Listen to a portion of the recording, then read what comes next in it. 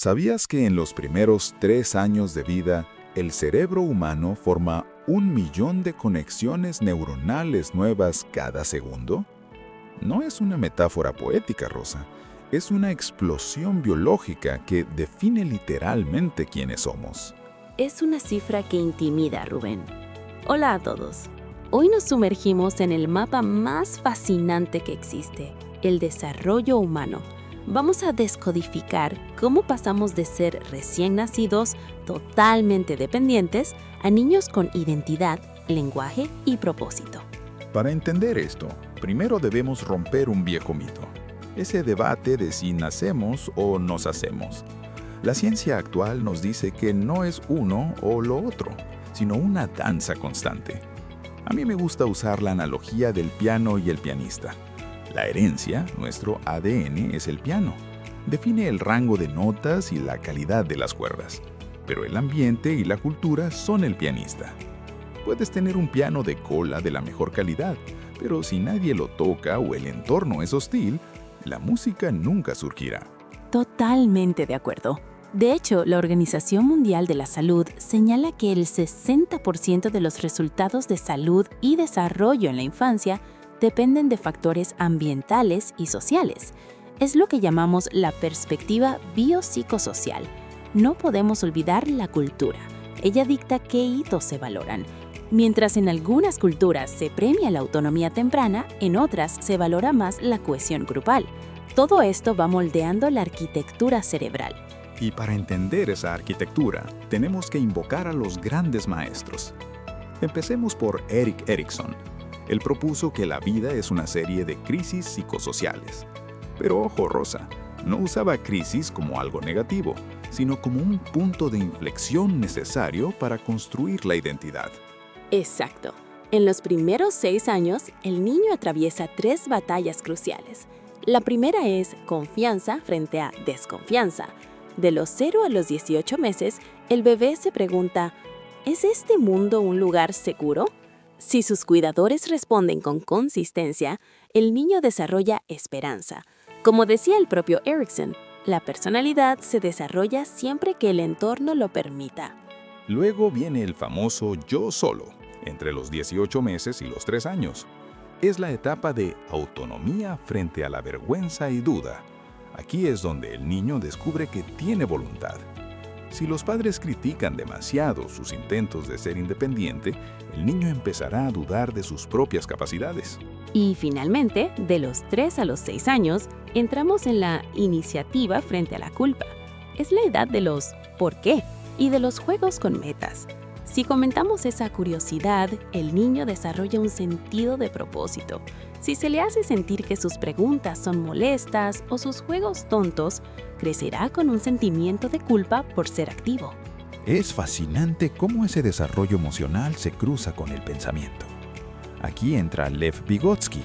Él nos enseñó que el lenguaje no es solo para hablar con los demás, sino la herramienta principal para pensar. Vygotsky decía que el aprendizaje es social por naturaleza. Introdujo el concepto de zona de desarrollo próximo. Esa distancia entre lo que el niño puede hacer solo y lo que puede lograr con un poco de ayuda.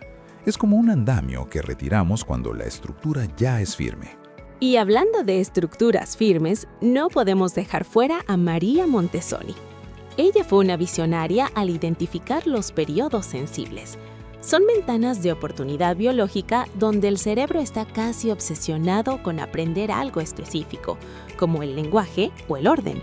Un dato curioso, Montessori decía que el juego es el trabajo del niño. No es una distracción, es su método de construcción interna. Esa construcción tiene una sede física, el cerebro. Aquí es donde la neuroeducación nos da las claves. La plasticidad cerebral en la infancia es asombrosa. Imagina un bosque virgen. Las primeras veces que caminas por él te cuesta pasar por la maleza, pero si pasas muchas veces por el mismo sitio, acabas creando un sendero claro. Eso es el aprendizaje, fortalecer sinapsis. Pero esa plasticidad tiene un lado delicado. Si un niño no recibe estimulación o vive en un ambiente de estrés tóxico, esas vías neuronales no se fortalecen o incluso se pierden. Por eso, el juego motor y la exploración no son lujos, son necesidades biológicas. Cuando un niño gatea, trepa o salta, no solo entrena sus músculos, está desarrollando el cerebelo y la corteza prefrontal, áreas críticas para la atención y la planificación futura. Es importante que los padres y educadores sepan identificar los hitos típicos. Por ejemplo, a los 2 años esperamos juego simbólico, como usar una caja de zapatos como si fuera un avión. A los 4 años, el niño ya empieza a entender que los demás tienen pensamientos distintos a los suyos. Pero, Rosa, ¿cuáles serían las señales de alerta? Debemos estar atentos a las banderas rojas. Por ejemplo, si a los 12 meses no hay balbuceo o contacto visual, si a los 2 años no hay palabras espontáneas o si el niño pierde habilidades que ya había adquirido. La detección temprana es vital. Intervenir a tiempo puede cambiar el pronóstico de un trastorno del desarrollo hasta en un 70%. No se trata de alarmarse, sino de observar con conocimiento. Cada interacción, cada vez que leemos un cuento o jugamos en el suelo con ellos, estamos haciendo microintervenciones neurobiológicas. Estamos esculpiendo el futuro. Hemos cubierto mucho hoy, desde la herencia y el ambiente hasta las crisis de Erikson y la magia de la plasticidad cerebral. Como dijo una vez la doctora Durhais, la instrucción termina en el aula, pero la educación solo termina con la vida. Y esa educación tiene su cimiento más sólido en estos primeros 6 años. Gracias por acompañarnos en este análisis profundo. Recuerden que entender cómo crecemos es la mejor forma de cuidar el mañana. Soy Rubén. Y yo soy Rosa. Este fue Mentes en Construcción. Nos escuchamos en el próximo episodio.